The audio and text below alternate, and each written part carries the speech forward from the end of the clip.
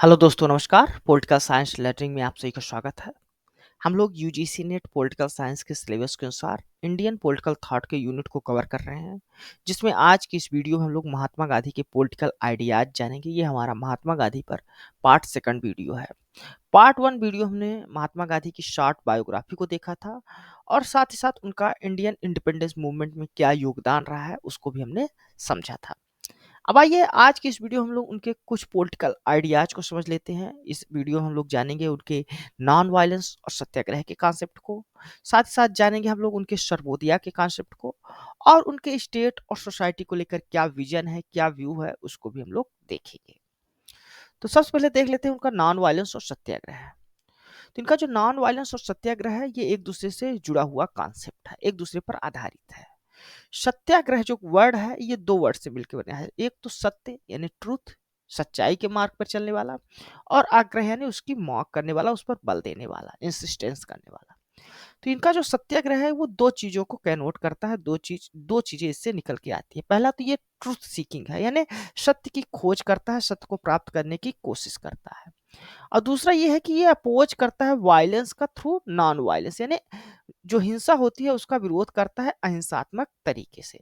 तो इस प्रकार देखें तो इनका जो सत्याग्रह है वो केवल किसी अथॉरिटी का ही केवल विरोध नहीं करता, बल्कि ये सोसाइटल स्ट्रेंथ का भी तरीका है। ये इसके जो मीन्स है वो है लव एंड मोरलिटी, यानी जो मीन है वो लव है, प्रेम पर आधारित है, और नैतिकता पर आधारित है इनका सत्याग्रह का कॉन्सेप्ट। गांधी जी मानते हैं कि जो सत्याग्रही होता है यानी सत्य के मार्ग पर चलने वाला होता है, जो अहिंसा करने वाला होता है, वो उसके लिए कुछ अंदर कुछ कैरेक्टरिस्टिक होना चाहिए, कुछ वर्च्यूज होना चाहिए। वो चार वर्च्यूज की बात करते हैं। पहला जो वर्च्यू है वो है चेस्टिटी यानी ब्रह्मचर्य, यानी वो ब्रह्मचर्य का पालन करने वाला होना चाहिए।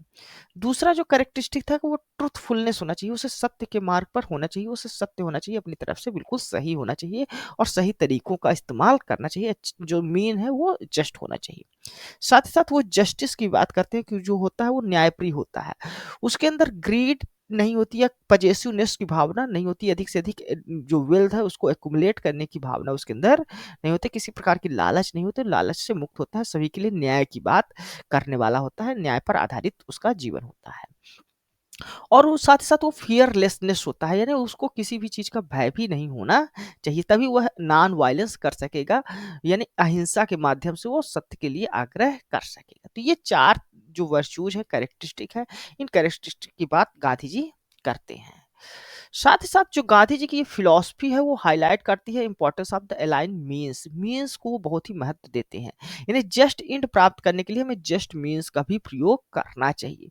साथ साथ वो रिजेक्ट करते हैं इस नोशन की जो हमारा एंड होगा अगर वो सही है तो उसके लिए चाहे जिस मीन्स का प्रयोग किया जाए, चाहे अनजस्ट मीन्स का प्रयोग किया जाए, चाहे जस्ट मीन्स का प्रयोग किया जाए, जिस प्रकार मैकियावेली कहता है अपने विचारों में, तो उसको वो रिजेक्ट करते हैं। वो कहते हैं कि अगर हमें जस्ट एंड प्राप्त करना है तो हमें अपने जो मीन्स है, जो तरीके हैं उस वहाँ लक्ष्य तक पहुंचने के, वो भी सही होने चाहिए। गांधी जी का ये जो नॉन वायलेंस का कॉन्सेप्ट है, इसमें किसी भी अदर्स को किसी भी प्रकार का हार्म ना पहुंचाने की बात की जाती है। और साथ ही साथ गांधी जी यह भी बल देते हैं कि जो सत्याग्रही होता है उसको इसमें सेल्फ सफरिंग भी उठानी पड़ती है, यानी दूसरों को हार्म ना पहुंचा के बल्कि खुद को ही हार्म करना होता है, तभी वह नॉन वायलेंस के द्वारा किसी भी वायलेंस का विरोध कर सकता है।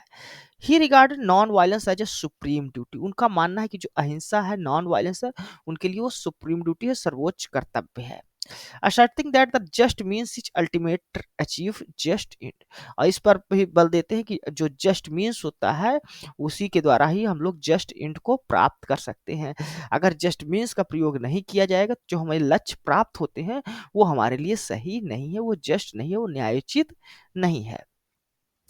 वाइल ही वाल critical of violence, Gandhi ji हम लोग देखते हैं कि जो वायलेंस है, हिंसा है, उसका विरोध करते हैं, लेकिन गांधी जी साथ ही साथ यह भी कहते हैं कि अगर हमें वायलेंस, हिंसा और कोऑर्डिनेशन में यानी कायरता पे में से दोनों में से किसी एक को चूज करना हो तो मैं वायलेंस को ही चूज करूंगा, अगर कोई भी अल्टरनेटिव एग्जिस्ट नहीं करता।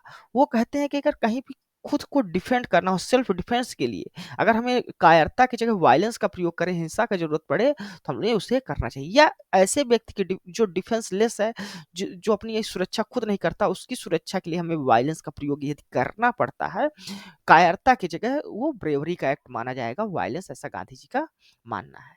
साथ ही साथ गांधी जी कहते हैं, "a satyagrahi's action prioritize society's collective welfare over personal gain". यानी जो सत्याग्रही का जीवन होता है या जो सत्याग्रही का लक्ष्य होता है, वो सोसाइटी के कलेक्टिव वेलफेयर के लिए काम करता है, वो अपने पर्सनल गेन के लिए काम नहीं करता। उसका जो उद्देश्य होता है वो समाज का कल्याण होता है। तो इस प्रकार देखें, जो सत्याग्रह है ये एक ट्रांसफॉर्मेटिव टूल है, उनका मानना है। इसमें कुछ चीज़ें होती हैं, इसके लिए कुछ नैतिकता का पालन पालन करना पड़ता है, एथिकल कंडक्ट, जो उसके कंडक्ट होने चाहिए वो एथिकल होने चाहिए, नैतिक होने चाहिए। साथ ही साथ मोरल करेज उसके अंदर होना चाहिए, और साथ ही साथ वो उसके अंदर सोसाइटल जस्टिस की भी भावना होती है। जो सत्याग्रही होता है, ये जो सत्याग्रह का पालन करने वाला होता है। तो इस प्रकार ये सत्याग्रह जो है एक प्रकार का ट्रांसफॉर्मेटिव टूल है। अब हम लोग देखते हैं गांधी जी के सर्वोदया को, कॉन्सेप्ट को। सर्वोदया जो वर्ड है, इसका मतलब होता है अपलिफ्टमेंट और प्रोग्रेस ऑफ ऑल, यानी सभी का के लिए प्रोग्रेस करना, सभी का भलाई करना, सभी को सामाजिक रूप से जो दलित हैं या पिछड़े तबके के लोग हैं, उनको उनके जीवन, जो उनकी बुरी स्थिति है, उससे ऊपर उठाना। A concept Gandhi derived from 1908 from the John Ruskin unto this last। तो गांधी जी ये जो कॉन्सेप्ट है, सर्वोदया का कॉन्सेप्ट है, कहाँ से लिए हैं ये भी याद रखिएगा। जॉन रस्किन की पुस्तक अनटू दिस लास्ट से इन्होंने ये कॉन्सेप्ट को उठाया है, वहां से इन्होंने ये ग्रहण किया है। सर्वोदया का वर्ड जो इन्होंने कॉइन किया था 1908 में ही कॉइन किया था। गांधी जी कहते हैं, गांधी जी का एक कोटेशन है, वो काफी फेमस भी है ये, कि earth provides enough to satisfy every man's needs but not every man's greed. यानी अर्थ के पास इतना तो है, धरती के पास, कि वो आपकी जो आवश्यकताएं हैं उसको पूरा कर सकता है, लेकिन अगर किसी भी व्यक्ति के अंदर लालच आ गया है, तो उसकी लालच को पूरा करने के लिए अर्थ के पास इतने जो है तो संसाधन नहीं है। साथ ही साथ गांधी जी इस कथन के माध्यम से ये भी कहते हैं, एडवोकेट करते हैं, for a society that prioritise simple and dignified living over the excessive wealth accumulation. यानी बहुत ज्यादा धन एकत्र करने वाले की जगह वो एक सिंपल और एक डिग्निफाइड लाइफ जीने की बात करते हैं, उसको प्राथमिकता देते हैं, प्रायोरिटाइज करते हैं। In a Sarvodaya society, individual with surplus property should be act as a trustees, using their wealth for the welfare of the underprivileged। तो गांधी जी कहते हैं कि जो ये सर्वोदया सोसाइटी होती है, उसमें जिसके पास सरप्लस प्रॉपर्टी होती है, यानी अधिक मात्रा में धन होता है, वो समाज के लिए एज ए ट्रस्टीज के रूप में कार्य करता है, वो लोगों के जन कल्याण के लिए कार्य करता है, जो अंडर प्रिविलेज है उनके वेलफेयर के लिए काम करता है। तो जो भी धनी हो या संपत्ति वाले हो, उन गांधी जी का मानना है वो समाज के लिए एक ट्रस्टी के रूप में उन्हें कार्य करना चाहिए। गांधी जी का ये जो कॉन्सेप्ट है, सर्वोदया का विचार है, विजन है, वो एक इगलिटेरियन सोसाइटी को प्राप्त करने का जो है तो तरीका है, ये रास्ता है, ठीक ना। He addressing not only the economic upliftment of the poor but also the ethical development of the rich. तो ये सर्वोदया के कॉन्सेप्ट वो केवल पुअर्स की इकोनॉमिक या आर्थिक स्थिति या राजनीतिक या सामाजिक स्थिति के उत्थान के जो है तो केवल सपोर्ट नहीं करते, बल्कि वो कहते हैं इस सर्वोदया के कॉन्सेप्ट के माध्यम से कि इससे जो है तो इथिकल डेवलपमेंट भी होना चाहिए रिच का, यानी जो धनी है उनके अंदर एक नैतिक जो है तो जिम्मेदारी होना चाहिए कि जो समाज के कुचले लोग हैं, उनकी जो है तो स्थिति को, सामाजिक स्थिति को या आर्थिक स्थिति को सुधारना, ये नैतिक जिम्मेदारी भी होना चाहिए रिच की। He viewed inequality as a harmful to both rich and poor. तो वो असमानता को जो है तो हार्मफुल मानते हैं, चाहे वो अमीर हो या गरीब हो, दोनों के लिए ही हार्मफुल होता है। Urging the wealthy to adopt trusteeship for the self purification and societal welfare. इसलिए वो वेल्दी पीपल से यही बात कहते हैं कि उन्हें ट्रस्टीशिप के रूप में कार्य करना चाहिए, सेल्फ प्यूरिफिकेशन के लिए भी और साथ ही साथ सोसाइटल बेनिफिट के लिए भी। Sarvodaya emphasized the fulfilling the basic needs of the poor before creating the luxuries of the rich।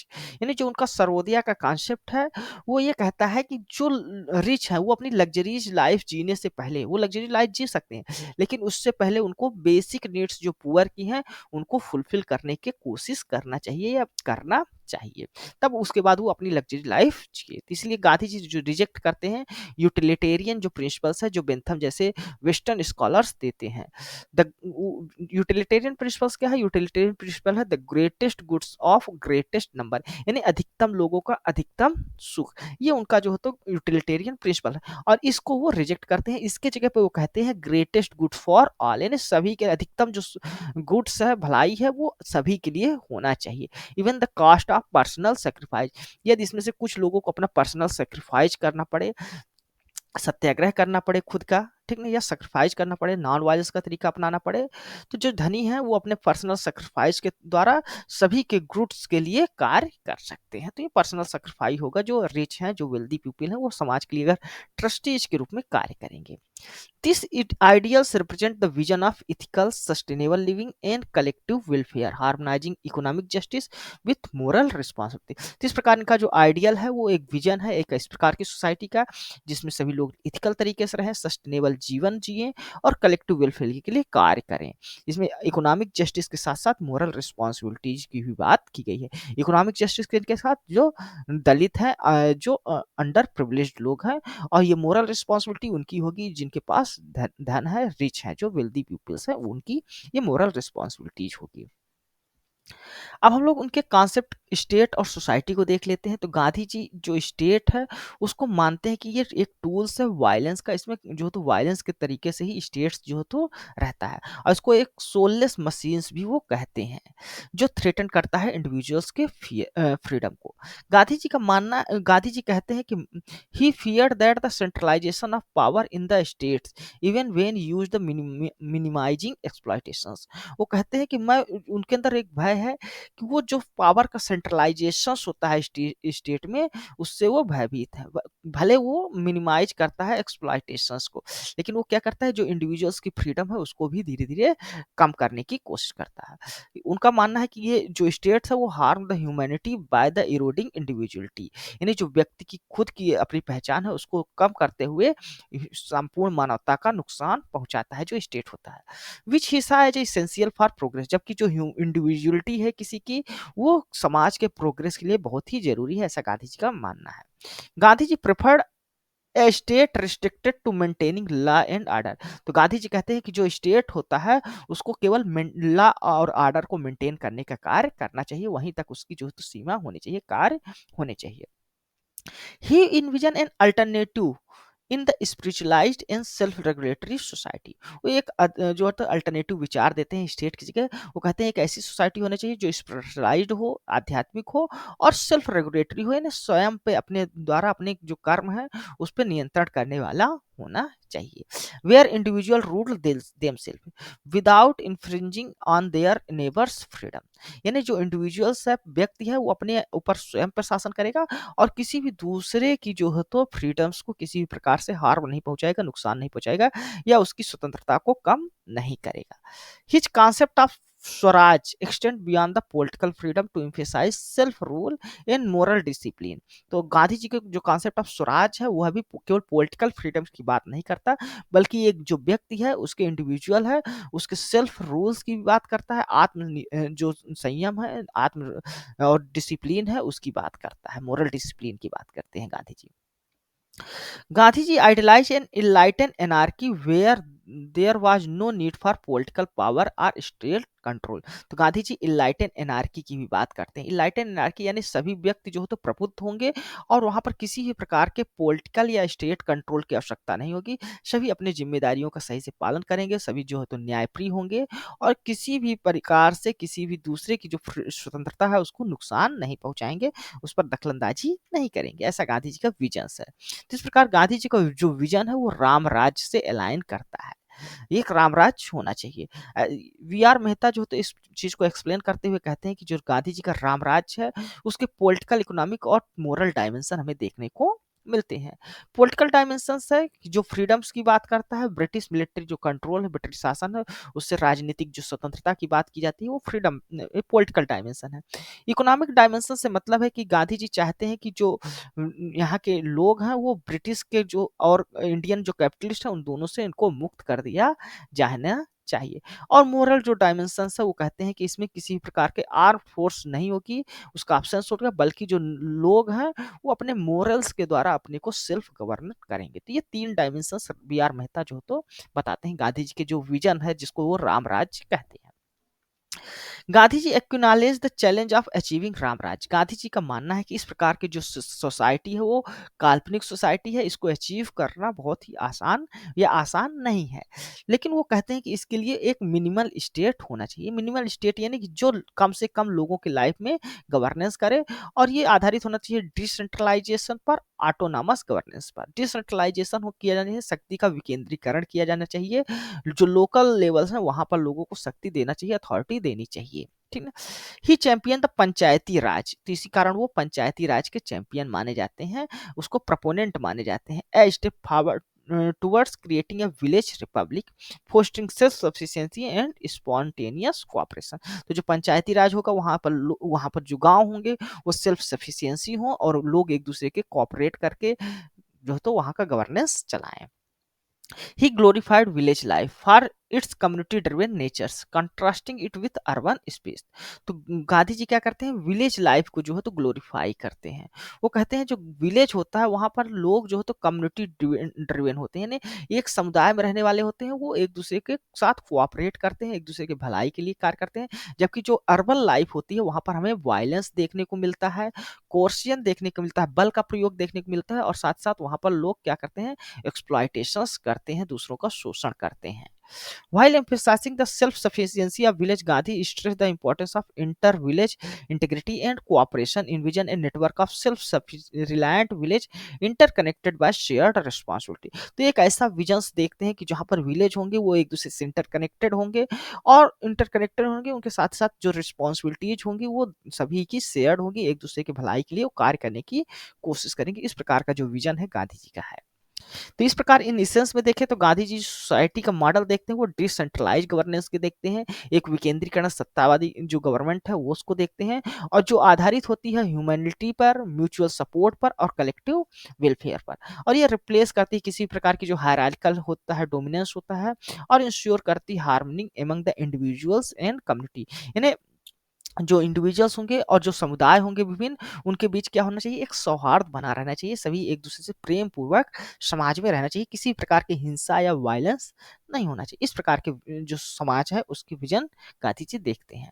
तो इस प्रकार देखें तो गांधी जी का जो विजन है और उनके जो आइडियल्स हैं वो वर्तमान में भी रेलिवेंट है, और बहुत से देशों में इसको फॉलो भी किया जाता है, और बहुत से लोग जो तो इस कंट्रीज के कई लीडर्स जो हैं या वर्तमान में जो मूवमेंट्स चल रहे हैं वो गांधीयन तरीकों को अपनाते हैं और उसमें सक्सेस भी पाते हैं। जो नेल्सन मंडेला और मार्टिन लूथर किंग जो हैं उनका नाम फेमस है। ठीक है। His ideal and message inspired and shaped many constitutional provisions and welfare policies of Indian states such as Sarvodaya and Antyodaya. तो अगर इंडियन कॉन्स्टिट्यूशनल में भी देखें तो कई सारे प्रोविजंस या वेलफेयर पॉलिसीज हैं जो गांधी जी के आइडियाज से प्रभावित होती हैं, जैसे सर्वोदय हो गया, अंत्योदय योजना जैसी योजनाएं हो गई। इंडिया की जो डायरेक्टर प्रिंसिपल्स है उसमें कई सारे गांधीयन आइडियल्स भी हमको दिखाई देते हैं। It continue inspire the great many political and societal movement in the country and world. तो कई सारी जो विश्व की पॉलिटिकल राजनीतिक जो आंदोलन चल रहे हैं या सोसाइटल मूवमेंट्स जो हो रहे हैं, सामाजिक आंदोलन चल रहे हैं, उनमें भी गांधी जी के जो आइडियल्स हैं वो आज भी प्रासंगिक हैं और काफी ज्यादा प्रयोग भी किए जाते हैं गांधीयन तरीकों को। ठीक। तो धन्यवाद दोस्तों, आज की इस वीडियो में हमने गांधी जी के 3 पॉलिटिकल आइडियाज को समझा, नॉन वायलेंस सत्याग्रह, उनके सर्वोदय को कॉन्सेप्ट का, और उनका जो विजन है स्टेट और सोसाइटी को लेकर वो क्या है। यह वीडियो आपको कैसा लगा है अपने कमेंट्स के माध्यम से हमें जरूर बताइएगा। साथ ही साथ आप हमारे इस वीडियो को लाइक करें, हमारे इस चैनल को सब्सक्राइब करें, ताकि जो इस तरह की वीडियोज हैं वो आपको मिलती रहें। धन्यवाद। Thank you.